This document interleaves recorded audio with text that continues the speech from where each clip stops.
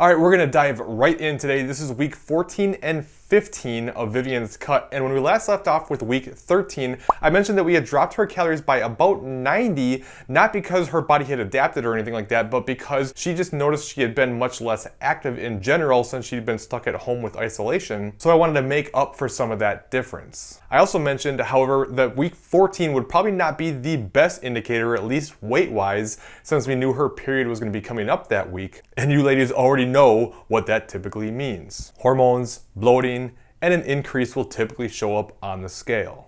So you always have to remember that if you're going to continue to monitor weight during your period, and while I certainly don't think it's a bad idea to monitor your weight, if you're someone who notices that you just get really frustrated by it, can't detach your emotions from that scale increase, even though you know it's not a fat increase, then you may want to stay off the scale during that time, especially if it's going to make you go way off plan because of that frustration. So in Vivyen's case, it actually didn't come till more towards the end of the week, so we're going to see a little bit from week 14 and 15 from this. But as a whole, she still saw a decrease of about a half a pound on the scale, which all things considering means that things are probably in a pretty good place for her and she's moving in the right direction. Especially considering she mentioned that her activity was down from the week before and she missed one of her cardio sessions as well. All that being said, while I thought she was in a really good place and she'd be able to see some nice results, especially once she got off her period, she said something to me that changed that plan. She mentioned that she was just overall feeling pretty stressed, getting much more food focused, and wondered if she could take a diet break.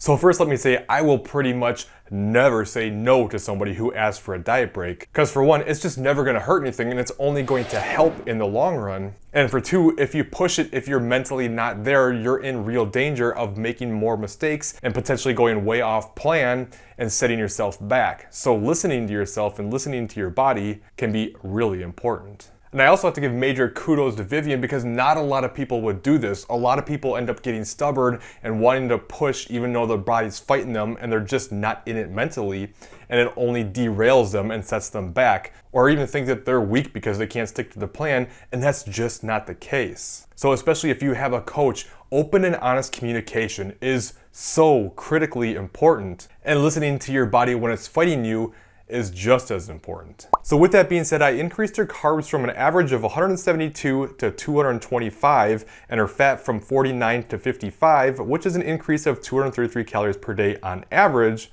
or 303 calories from her low days, while also decreasing her cardio target from 125 minutes for the week to 60 minutes total. And after week 15 was done, Vivyen checked back in and had a lot of positive things to say. She mentioned things like her energy and her mood and the ability to deal with stress, and just overall productivity was much improved. She also mentioned that her step count went way up that week, and this probably was because of the energy increases she saw from taking that diet break. And this is just something that's so overlooked with diet breaks, is if you continue to push and continue to pound yourself in a diet, you just become so drained that you kind of slouch around and you just don't do as much, and you end up burning less total calories because of the lack of activity. Not to mention, your body just continues to negatively adapt its hormones and metabolism, and possibly even more important is you just feel like crap, and taking diet breaks helps with all of this. So not only did she feel better and ended up being more active, but she even saw a half-pound drop on the scale while on the break, which of course is a nice added bonus, but there's a few things we need to consider here. And she even asked, did I think that the scale drop was from the increased steps or from the diet break itself? And my answer was, well, kind of both, but there's also something else to consider here too. So while yes, taking a lot of extra steps is definitely going to help and you're gonna burn more calories, part of the reason she took a lot more steps was because she felt so much better from the break. So while the break helped with hormones, helps pick up her metabolism and things like that, it also increased her energy output and therefore she moved more. So one kind of reflected the other. Plus you have to consider on top of that, she finished her period partway through the week, so her weight was artificially inflated and then it started to come back down. And if you look at the final 2 days of that week, she saw a couple of pretty big lows on the scale. And I think that has more to do with what she had done prior to the break and not necessarily the break itself. She was just reaping the rewards for it as her body started to normalize. But of course, it's a combo factor of all these things. Anyway, that leads to what should we do for week 15, and Vivyen actually asked me if she thought that the drop in the scale was enough to warrant a second week of diet break, to which my answer was yes, Because A, looking at how much weight came down by the end of the week, dropping scale weight while in a break is obviously a huge plus, and B, the fact that she was asking me about it really leads me to believe that she wanted another break, which just leads me back to what I was saying before, which is I'm always down for a diet break, and if we can get 2 weeks out of it, which if you've been watching for a while, you know I really prefer to do when we can, it's only going to help the process go better for longer, so let's take advantage of that.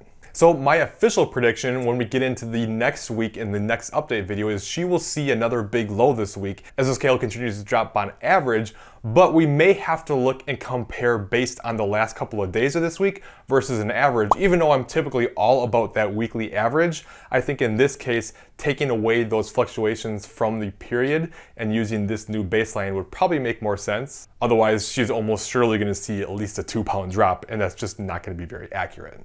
But we'll cross that bridge if and when we get there, and if the weight continues to drop, we'll probably keep rolling with it. We also decided we're going to start tracking steps on this sheet because they've been moving around quite a bit lately, and since we have the data, why not record it? I'm not actually going to give her any targets, at least not yet, but it's good for me to know if they're up or down and just have that so I know why things are happening the way they are. And I also told her not to worry too much if they're up or down on any given week and just to do what she wants to do, because if she wants to do more walking, especially this time when things are just kind of really crazy, we're all stuck at home right now, I don't want to tell her not to do it because it's not quite as optimal during a break, because while being consistent and optimal is great and all, but we also have to be able to enjoy life and be more flexible, especially in times like this. So if getting out and doing more walking is going to make her happy, I'm certainly not going to tell her not to. And hey, worst case scenario, if she starts moving around a lot more, then she'll either start seeing more weight loss when we get back to it, or she can diet on more calories. And then down the road, as we start to get more aggressive and she starts to struggle a little bit more, having that data point and something else we can control will only help when we need it. By the way, I did a video a while back with my buddy Paul Ravella on diet breaks and a lot of the mistakes a lot of people make during them, as well as many of the benefits. So make sure you check that out in the top video. Otherwise, check out this bottom video instead. If you have any questions, please leave them in the comments below, and I'll see you next time.